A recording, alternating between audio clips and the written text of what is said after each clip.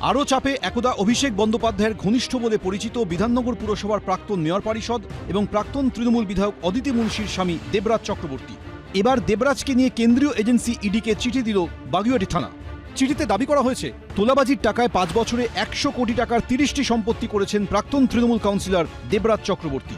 2021-এ তাঁর স্ত্রী অদিতি মুন্সি বিধায়ক হওয়ার পর থেকেই এই সম্পত্তি বৃদ্ধি। 2021 সালের আগে এবং 2026-এর পর দেবরাজের পরিবারের সম্পত্তির বিস্তর ফারাক রয়েছে। বাগুইআটি, নিউ টাউন, দমদম এবং কালিম্পংয়ে রয়েছে এই সম্পত্তিগুলি। পুলিশের দাবি, স্ত্রী অদিতি মুন্সি এবং দেবরাজ চক্রবর্তীর শ্বশুরের নামে সম্পত্তিগুলো রয়েছে। 100 কোটি কেন? এ তো কম টম পেয়েছে মনে হচ্ছে। আমি তো 1000 কোটি বা 10,000 কোটি হলেও অবাক হব না। সবাই তো বলেছিল সুন্দর মুখের জয় নাকি সর্বত্র, কিন্তু এ কি অন্ধকার, এ কোন সকাল, তো আমাবস্যার থেকেও কালো। কারা এইসব লোকজনকে এতদিন ধরে তোল্লাই দিয়েছে সেটাও দেখতে হবে। 1 জুলাই বিধাননগরে প্রাক্তন মেয়র পরিষদ দেবরাজ চক্রবর্তীকে গ্রেফতার করে পুলিশ। তার বিরুদ্ধে তোলাবাজি, হুমকি, সিন্ডিকেট রাজ, প্রতারণা, প্রমোটারদের চাপ দিয়ে টাকা আদায়, কোটি কোটি টাকা রহস্যজনক লেনদেনের মতো মারাত্মক সব অভিযোগ রয়েছে।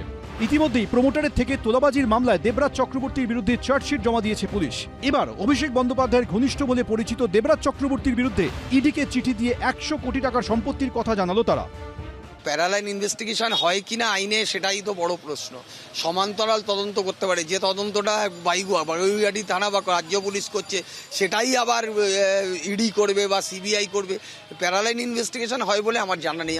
সূত্রের দাবি, খুব তাড়াতাড়ি বাকি মামলাগুলিতেও চার্জশিট দেওয়া হবে, আর সেখানেই দেবরাজ চক্রবর্তীর পরিবারের 100 কোটি টাকার বেআইনি সম্পত্তির তথ্যগুলি উল্লেখ করা হবে। ময়ূখ ঠাকুর চক্রবর্তী, ব্রতদীপ ভট্টাচার্য, দীপক ঘোষ, এবিপি আনন্দ। কারুর অভিযোগ, তালিকায় নাম থাকার পরেও মেলেনি আবাসের বাড়ি। কেউ বলছেন বিগত 15 বছরে পাননি কোনো সরকারি সুযোগ সুবিধে। পালাবদলের পর 2 জেলায় আবাস প্রকল্পে তৃণমূল জমানায় দুর্নীতির অভিযোগ উঠল। কল্যাণপুর পঞ্চায়েতের কর্মীদের লক্ষ্য করে ছোড়া হলো ডিম, উঠল চোর স্লোগান।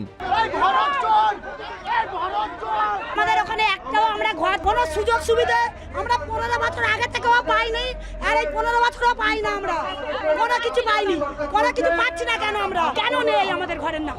তালিকায় নাম থাকার পরেও আসল উপভোক্তাদের বঞ্চিত করার অভিযোগে সরব হয়েছেন পূর্ব বর্ধমানের বুদবুদের বাসিন্দাদের একাংশ। তাদের অভিযোগ, দুর্নীতি করে অযোগ্যদের সরকারি প্রকল্পের বাড়ি পাইয়ে দেওয়া হয়েছে। আর এই নিয়েই সোমবার তৃণমূল পরিচালিত দেবশালা গ্রাম পঞ্চায়েতে গিয়ে বিক্ষোভ দেখালেন তারা।